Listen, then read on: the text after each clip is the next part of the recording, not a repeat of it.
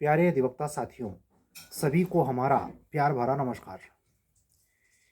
कल के वीडियो में जो बातें आपसे हमने शेयर करी थी नए अधिनियमों के लागू होने और आपके उसके एग्ज़ाम में पूछे जाने की संभावनाओं पर, इस संभावित समस्या से निपटने के तरीकों पर, उस पर आप लोगों ने अपना अनन्य प्यार दर्शाया है। इसके लिए हृदय से आभार।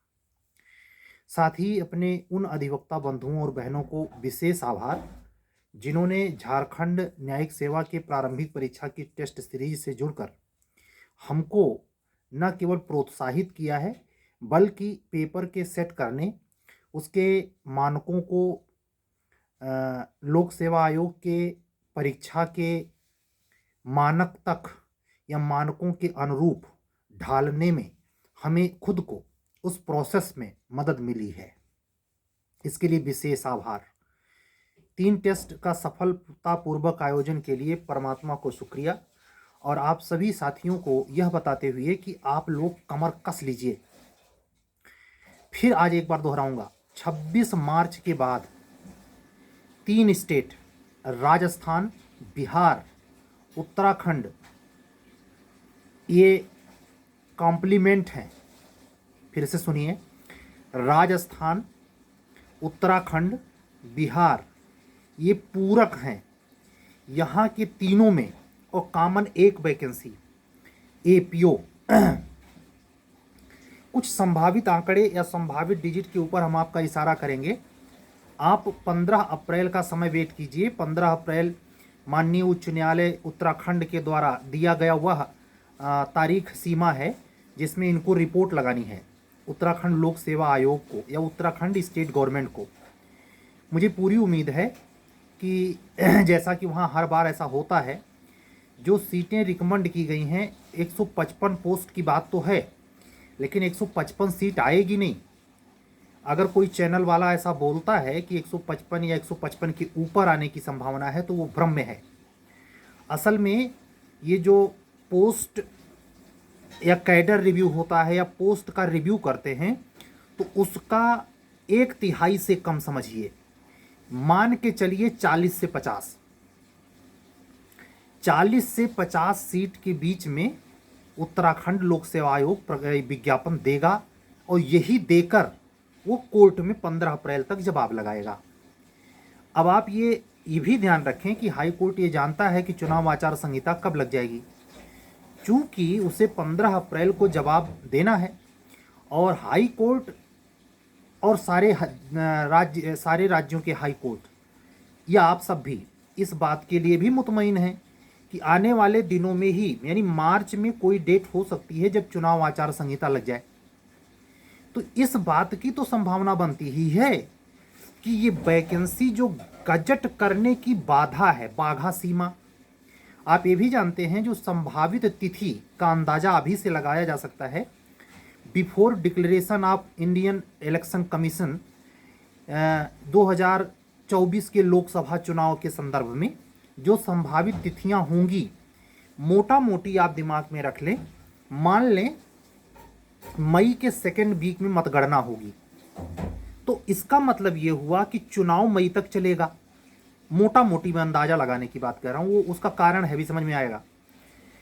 तो इसका मतलब ये हुआ कि चुनाव अगर वहां तक चलेगा और आचार संहिता वहां तक वर्तमान रहेगी तो चुनाव आचार संहिता के बीच में ही तो 15 अप्रैल पड़ेगा।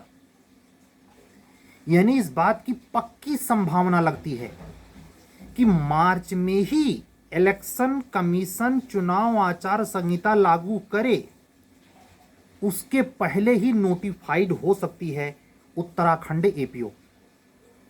यही ठीक बात आपने घटनाक्रम देखा। आज की सूचना के अनुसार 42 या 45, थोड़ा डिजिट में याद करने में कंफ्यूज हो रहा हूं, 42 या 45 कैंडिडेट, शायद 42 ही कैंडिडेट को नियुक्ति पत्र देने की बात एक विशेष अनुष्ठान कार्यक्रम में स्टेट गवर्नमेंट के head chief minister of Uttar Pradesh सरकार बाबा योगी आदित्यनाथ के सौजन्य से दिया जाने वाला है आगामी कुछ ही दिनों में।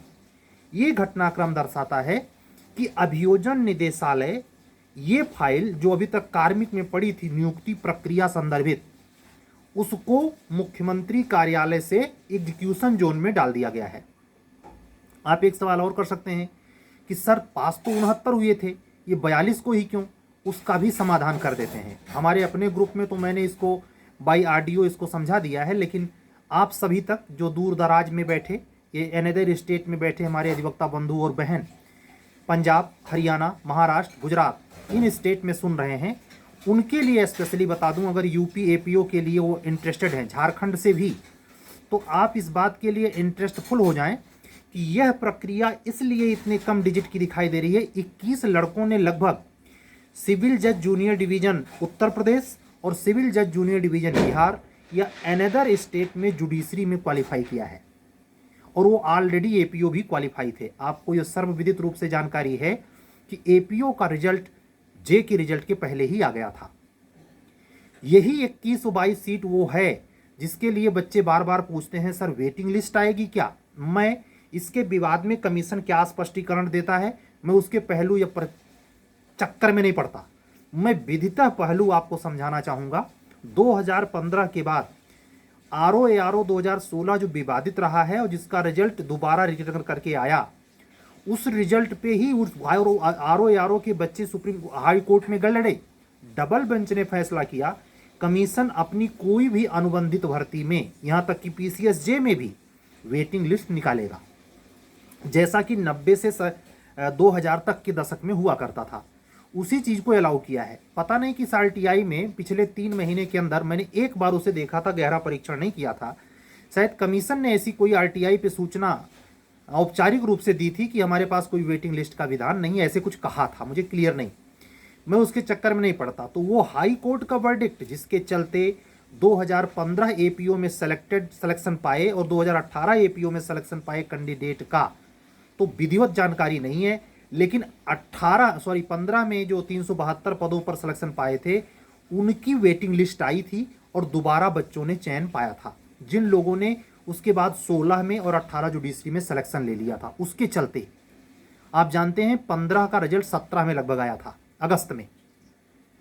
ऐसे ही ये जो रिजल्ट आ रहा है या ज्वाइनिंग के लिए 42 दिखा रहा है, इसमें जो बचे हुए 21 हैं, तो जो 21 कैंडिडेट ऐसे हो सकते हैं कैटेगरी वाइज, किस सीट में कितना खाली है ये पता करना थोड़ा मुश्किल है, लेकिन एससी कैटेगरी, ओबीसी, जनरल, तीनों में इस 21 से 25 सीटों में जो दिखाई पड़ रहा है ये वेटिंग लिस्ट से ही भरा जाएगा।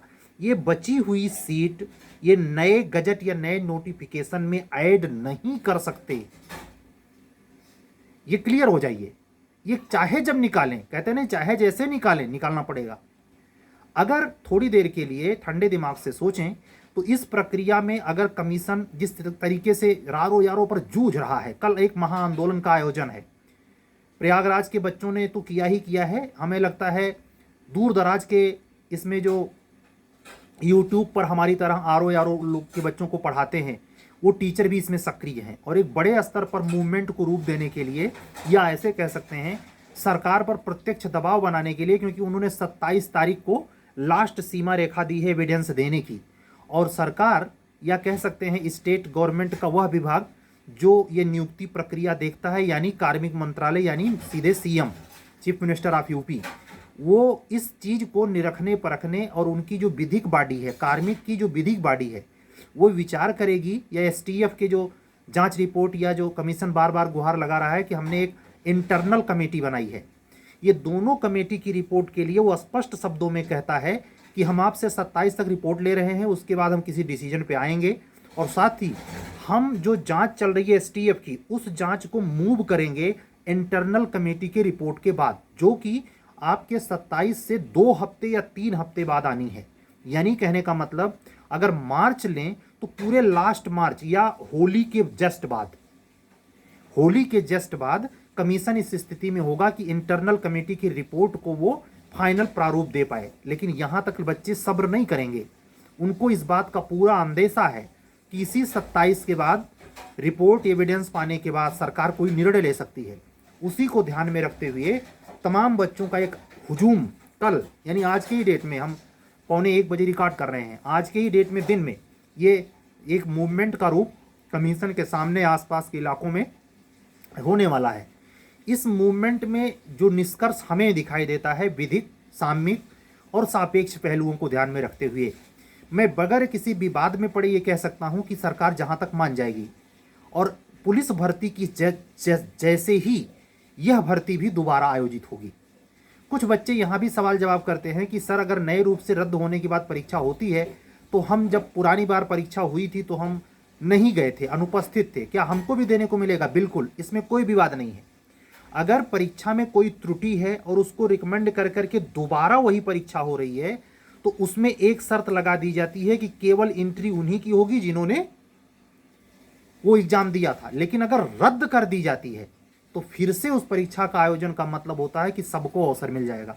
ऐसे में ये मैं कल ही कह रहा था कि ये जो 6 लाख के आसपास बच्चों ने एग्जाम दिया था, ये संख्या अब की बार 8 लाख के आसपास हो जाएगी, ऑटोमेटिक हो जाएगी। अगर इसमें कोई बुद्धिमान लड़का होगा जो स्वार्थ बहुत ज़्यादा हद के बाहर स्वार्थी जो होते हैं, जो सफल भी हो जाते हैं, वो इस समय ना आंदोलन से मतलब रखेगा, ना कोई वीडियो ऑडियो सुनेगा, वो चुपचाप समीक्षा अधिकारी की तैयारी अगर जी जामा से कर रहा है तो जहां वो नहीं निकाल पाया था वो निकाल भी सकता है। हम आपसे ये बातें ये कर रहे हैं इसलिए क्योंकि इतने बड़े पचड़े में जब 26 मार्च तक कमीशन बिल्कुल बिजी है, क्या आप सोचते हैं कि आपके एपीओ की वैकेंसी निकाल देगा? क्या आप सोचते हैं कि वो जे को सोच रहा होगा? बिल्कुल नहीं। यानी आपकी संभावना होली के बाद ही बनती है और इस बीच में एक काल चक्र घूम रहा है आचार संहिता का।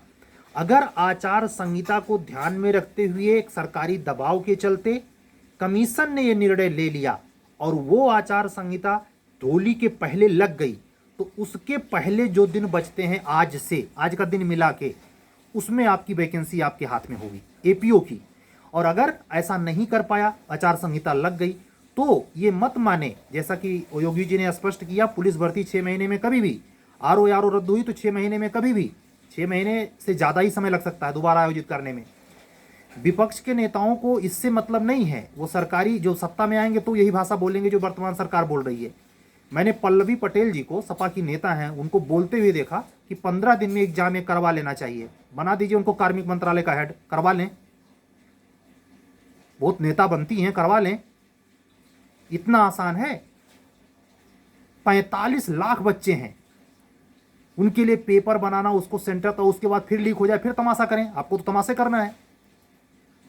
तो इस चीज को आप गंभीरता से समझें और पेशेंस रखें, चाहे जिस फील्ड की तैयारी कर रहे हो, एसएससी या वनडे एग्जाम या जुडिशरी में, तो हम अब बात ही कर रहे हैं आपसे। तो आप लोग जो ये सवाल जवाब बराबर करते हैं कि कब आ रही कब आ रही कब आ रही, उसके बारे में तार्किक ढंग से सोचा करें। तो उत्तराखंड और यूपी के लिए मसले हल हो गए। ऐसे ही नई सरकार जो बीजेपी के साथ मिलकर नीतीश कुमार चला रहे हैं, उसमें भी प्रोबेबिलिटी है कि अपने आप को दिखाने के लिए कि हम तेजस्वी के साथ क्या किए क्या नहीं किए वो छोड़िए, क्योंकि तेजस्वी लगातार कह रहे हैं कि हमने वो कर दिखाया जो आप जीवन भर नहीं कर पाए। उस चीज को क्रैक करने के लिए नीतीश कुमार बीजेपी के साथ मिलकर बड़ी वैकेंसी गजट कर सकते हैं बिफोर आचार संहिता। इसलिए इस बात की प्रबल संभावना है, यहां ज्वाइनिंग होने जा रही है, वहां ज्वाइनिंग होने के कगार पे कंप्लीट होने जा रही है बिहार में। इसलिए दोनों जगह से एपीओ आने, राजस्थान का सिलेबस बदल चुका है, वहां भी अच्छी सीट आ सकती है जिसकी संभावना है। उसके बारे में डिटेल जानकारी मैं नहीं रखता, लेकिन उत्तराखंड, बिहार और अपने यूपी के बारे में स्पेशल जानकारी जो हमें आज तक समझ में आई, तार्किकता क्या कहती है, मनोवैज्ञानिकता क्या कहती है, और आपको खुद कैसे सोचना चाहिए, कैसे अपने प्लान तैयार करने चाहिए। हमारे वह बच्चे जो मुझसे जुड़े हैं टेस्ट सीरीज से या नहीं जुड़े हैं लेकिन झारखंड जा रहे हैं, वो ध्यान रखें, झारखंड में जो जो पेपर आपको वहाँ पढ़ के एग्ज़ाम देना है, जैसे सीपीसी, कॉन्ट्रैक्ट, आईपीसी, सीआरपीसी, इसको बेटा लोग चाहे हमसे जुड़ो या ना, इतना पढ़ लो कि उत्तराखंड, यूपी में, अपकमिंग बिहार में वैकेंसी में उसे पढ़ना ना पड़े। इसी को कहते हैं समय को भुनाना। और अगर आप कूद कूद के इधर उधर राजनीति करनी है, चौराहेबाजी करनी है, और केवल यूपी की वैकेंसी के नाम पर आपने फार्म नहीं डाला है, तो अब आपको यूपी का इंतजार रोज करना है, खाली बैठकर इंतजार करना है, तब आपकी दवाई नहीं है। आप अपने लिए खुद असफलता के लिए सारे जतन कर ले रहे हैं। समय बहुत कीमती होता है, और यही बात अब थोड़े समय, 15 मिनट बातचीत हो गई हमारी आपकी। अब हम बात करेंगे उच्चतर न्यायिक सेवा के संदर्भ में। एक पॉजिटिव साइन मिल रहा है, ये संकेत मिलते हैं उत्तर प्रदेश उच्चतर न्यायिक सेवा को लेकर, यूपीएचजेएस को लेकर, कि जिस प्रस्ताव के लिए हम लोग लड़ रहे हैं, जो नियमावली 30 वकालतनामे की अपरिहार्यता को बल देती है, माननीय उच्च न्यायालय के निर्गत आदेशों और संक्षिप्त विज्ञापन के दिशा निर्देशों से जो एक बहुत बड़ी बाधा, अड़चन, समस्या, बेचैनी का कारण बन रही है, 30 वकालतनामा जो पारंपरिक तरीकों से सीधे विरुद्ध है। कई मामलों में अगर उसको तार्किक ढंग से सोचा जाए तो अनुशंसा परक नहीं है, बल्कि वह एक ऐसे नियम कानून के हवाले से प्रक्रिया का अनुपालन करवाना चाहती है जो कि समय के सीमित रहते या समय का अवसर न दिए जाने के पर्दे के चलते वो एक बेईमानी सी है। इस पर माननीय उच्च न्यायालय बहुत गंभीरतापूर्वक विचार कर रहा है। वजह क्या है इसके पड़ताल में नहीं जाते, लेकिन इतना जरूर संकेत हैं कि आपको बहुत बड़ी गुड न्यूज़ मार्च में 10 मार्च के पहले सुनने को मिल सकती है। आप उसके लिए भी सतर्क रहें। अब इस तैयारी को आप कैसे भुना रहे हैं?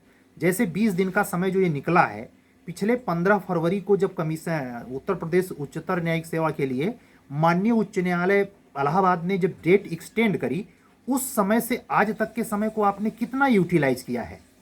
ये यूटिलाइज ही प्री के नंबर आपके बताएगा। ध्यान रखिए, जब ये फॉर्म भरवा लिएगा, मान लीजिए अगर कोई डेट एक्सटेंड नहीं होती है और सब कुछ सामान्य हो जाता है, सबको मौका मिल जाता है, सब फॉर्म अप्लाई कर देते हैं, 30 अप्रैल तक आपका फॉर्म भरवा लिया जाता है और डेट मई के लास्ट में संभव नहीं है, जून में चूंकि कोर्ट बंद हो जाती है और पुराने समय में 18 के फर्स्ट या सेकंड पार्ट में जून में एक बार प्री हुआ है। ऐसे में अगर 24 से लेकर 20 से लेकर 30 जून के बीच में कोई डेट हाई कोर्ट लगाता है, क्या आप वेल प्रिपेयर्ड हैं कि 2500 पेपर आपने बेहतर ढंग से पढ़ लिया है? अगर नहीं है तो ध्यान रखें, मार्च लग जाएगा और मार्च में पूरा फार्म भरेंगे आप। केवल आपके पास ओनली 1 अप्रैल और मई यानी 60 दिन का समय होगा। 60 दिन में आपको 25 पेपर प्री की दृष्टि से पढ़ने होंगे। अब आप जाने, आपका काम जाने, आपकी लाल फीता शाही जाने, आपकी निराशा भरी भावनाएं जाने और आपका इसी से इन्हीं सब तत्वों से बनता प्रारब्ध जाने। ये सब बातें इसलिए करता हूं कि इसको सुनकर संभलें, गलतियों से सीखें, रिपीट न करें। हमने व्यक्तिगत तौर पर गलतियां बहुत रिपीट की हैं। आज जिस स्थिति में 40 वर्ष के एज में आपसे मैं कम्युनिकेट होकर के ये बातें बताता हूं, आपकी एज हो सकता है एग्जैक्ट 22 हो, आप हो सकता है अंडर 25 हो, आप हो सकता है अंडर 30 हो, आप हो सकता है अंडर 35 हो, हैं तो सब आप हमसे छोटे। तो इस समय अगर इतने परिपक्व व्यक्ति से, अपने आप को परिपक्व तो नहीं कहता लेकिन लर्नर कहता हूं, अगर इस सीख का अनुप्रयोग अपने इस तैयारी के अनुक्रम में आप कर सकते हैं, हमसे कभी ना मिलें, कभी ना बात करें, कोई कॉल ना करें, हमारा चैनल सब्सक्राइब ना करें, आप अगर सफलता इसके माध्यम से पाते हैं तो परमात्मा तो देख रहा है। हम यह जो कार्य कर रहे हैं, मेरा कोई उद्देश्य फेम पाना नहीं है, मेरा कोई उद्देश्य धन उपार्जित करना नहीं है।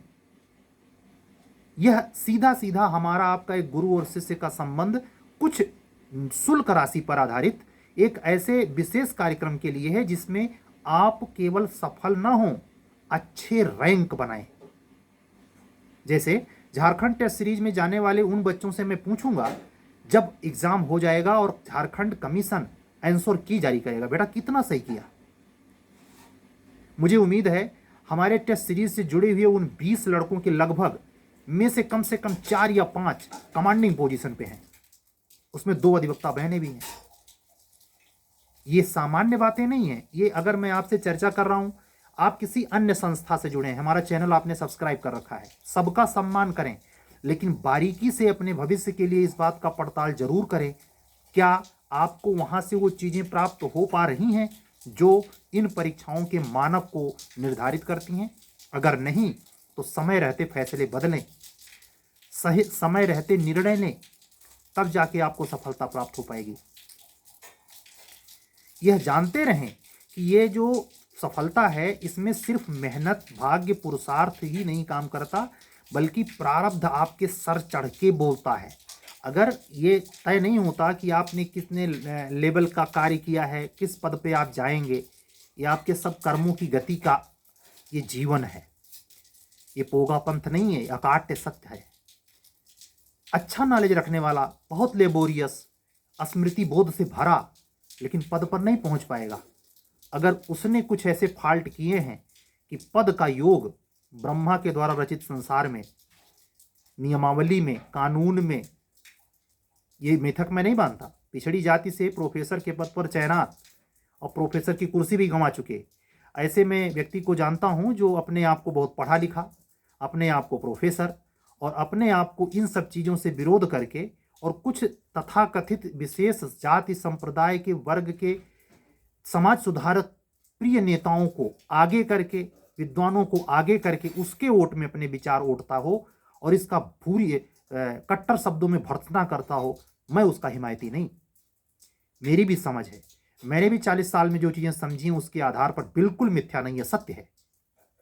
मेरे पास अपने तर्क हैं इसके, उसके विवेचना में नहीं जाता। हाँ, जो इसको सही मानते हैं, जिनका इसमें विश्वास है, वो संबल रखें। और पुलिस कांस्टेबल की भर्ती में एक बच्चे के बारे में आज तक न्यूज मैंने देखी कि उसने सुसाइड किया। इन सब चीज़ों से बचें, जीवन अनमोल है। मैं कई बार अपने वीडियो में कह चुका हूँ, कोई भी शिक्षक हो, कोई भी पद पे बैठा व्यक्ति हो, कोई भी किसी पेशे में, सरकारी नौकरी में हो, अगर उसमें मानवीय पहलू नहीं है तो उसको इंपॉर्टेंस ना दें, बल्कि मशीन की तरह, जैसे आपको टिब्बल से पानी लेना है, डीजल डाला, हैंडल लगाई, स्टार्ट। ऐसे ऑफिसर या न्यायाधीश या किसी भी व्यक्ति पर जो सरकारी सेवा में है, एज ए लोक सेवक या सामान्य सरकारी कर्मचारी है, मशीन मत उसका काम करना, वो काम करके दे। पब्लिक सर्वेंट है। आप सेक्शन 21 पुरानी आईपीसी को देखें तो आपका दायरा मिलेगा, कितने लोग लोक सेवक हैं जो अपने आप को धतुरा सिंह बताते चलते हैं और चाहते हैं कि सब उनका पैर छुए। कहाँ है छुए भाई, किस बात का भौकाल। तो कम से कम अगर विधि की समझ रखते हैं तो ये काम ना करें जो सोसाइटी करती है, और खास करके उस अधिकारी या न्यायिक अधिकारी के साथ तो कतई नहीं जो पथभ्रष्ट हो, जो भ्रष्ट हो, जो रिश्वतखोर हो, जो कामचोर हो। ऐसे लोगों के प्रति सम्मान का बोध, चाहे कितना अपना घनिष्ठ रिश्तेदार क्यों ना हो, सम्मान नहीं करना चाहिए। इसका मतलब ये नहीं कि उसके पीछे उसको गाली देना, उसको चोर कहना नहीं, बशर्ते इतना कि जब वो आ जाए तो उतना गंभीर होने की जरूरत नहीं। इससे निष्कर्ष क्या निकलता है, ये पद पाने वाला व्यक्ति महामानव नहीं है, इसमें चोर भी हैं, डकैत भी हैं, अन्य अन्य नेचर के लोग हैं। ये अगर ना भी मिला तो आपका जीवन अगर मानवीय पहलुओं से भरा है, आप भक्त मूर्ति हैं, आप में दूसरे के प्रति मानवता है, ममता है, दया है, प्रेम है, आप 2 रोटी कम खाएंगे, आपका बहुमंजिला नहीं बनेगा, आप 4 चक्के से नहीं चलेंगे, चलेगा, लेकिन आपका जीवन धन्य है। इतना आत्मबली बनिए। ये कब आएगा, जब आप इस पर काम करेंगे ठोस। आप काम विटामिन डी या वो सार्कोफेराल या कोई दिमागीन खाने पे ही नहीं होना चाहिए। आपका कार्य इस पर भी होना चाहिए कि नैतिक चरित्र जिसमें बढ़ता है, वो क्वालिटी आप में है, उस पर कितना काम करते हैं। यह आपको ये नौकरी, ये पद सिर्फ पैसे के लिए दिखाई पड़ता है। आप ध्यान रखें, चाहे जुडिशियल या नॉन जुडिशियल सेवा करने के लिए जाते हैं, आपके सामने दैत्य पिशाच नहीं आता, क्लाइंट के रूप में एक मानव ही आएगा। समझ रहे हैं? इस पहलू को एकदम स्थिरता के साथ, माइंड में स्थिरता के साथ बैठाएं, तब आपका दिमाग अतिरिक्त तनाव नहीं लेगा। मेरी कल की वीडियो लगभग आधे घंटे की थी। मैं आपकी भूरी भूरी प्रशंसा करता हूं कि इतनी लंबी वीडियो को एक अधिवक्ता समाज ही है जो कानून की किताबों में खो जाता है। और मेरा अपना तजुर्बा रहा है, दिल्ली रहने के दरमियान CSAT के IAS की तैयारी करने वाले एग्जीक्यूटिव फील्ड के बच्चों की अपेक्षा आप में एकाग्रता, सहनशीलता, धीरज अधिक है। इसीलिए चाहे मैं 30 मिनट बोलूं, चाहे 40 मिनट बोलूं, चाहे 20 मिनट बोलूं, चाहे 5 मिनट बोलूं, आप पूरा सम्मान देते हैं। मैं इसके लिए आपका हृदय से आभार प्रकट करता हूं। आज की वीडियो लगभग 25 मिनट को होने को जा रहा है, लेकिन एक भी सेकंड की फालतू की बात नहीं है। हमारे पास ऐसे अधिवक्ता बंधुओं का रैंडम फोन आ जाता है, किसी भी डिस्ट्रिक्ट से आ सकता है कि सर हमें आपके वीडियो का इंतजार रहता है, उसके बूते ही हम पढ़ते हैं। कोई कहेगा ये टॉनिक का काम करता है, कोई कुछ। हमें सिर्फ इसमें ये दिखता है कि परमात्मा ही ये कारसाज है, इसने ही करवाया है, मेरी तो कोई योजना ही नहीं थी भाई।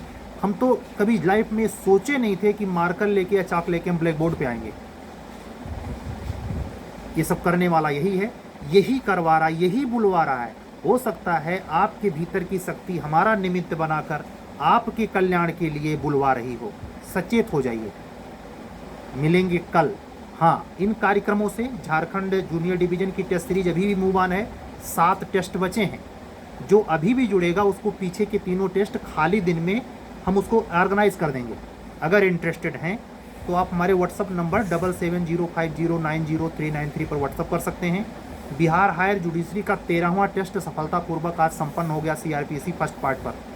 माइनर लॉ सभी कंप्लीट हो गए हैं। मेजर का ये पहला पेपर था।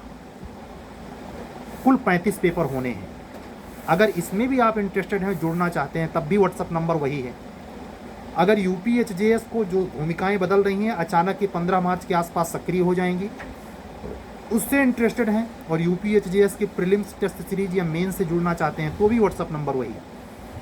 अगर यूपी हायर जुडिशरी में आप लोकल माइनर की क्लासेस के लिए परेशान हैं प्रीलिम्स या मेंस लेवल पर, तो प्री के क्रैश कोर्स से जो कि 2500 पेपर पर होगा, 60 बे में होगा, अफसर क्लियरेंस बाय हाई कोर्ट वो गति पकड़ लेगा। उससे जुड़ना चाहें तो भी व्हाट्सअप नंबर वही। अगर upcoming APO, Uttarakhand APO, Bihar APO, Rajasthan APO के लिए इंटरेस्टेड हैं तो भी व्हाट्सअप नंबर वही 7705090393। इस व्हाट्सअप पर मैसेज करके, इस पर कॉलिंग नहीं होती, व्हाट्सअप मैसेज करेंगे तो हम आपको कॉलिंग नंबर अवेलेबल कराएंगे। इससे जुड़ने के लिए आप हमें व्हाट्सअप करें और आगे की परीक्षा के लिए अपनी तैयारी को सुगम बनाएं। हमारे साथ से अगर वो योजना सफल होती है तो परमात्मा, ये समझ लीजिए, हमारे लिए धन्यता का पात्र आप होंगे। हम आपका आभार अभी से प्रकट करते हैं। परमात्मा को बहुत बहुत शुक्रिया बोलते हुए अपने सभी अधिवक्ता साथियों, बंधुओं और बहनों को जय सिया राम बोलते हुए आज का वीडियो बंद करता हूँ। कल फिर मिलूंगा। सत्यमेव जयते। शुभ रात्रि।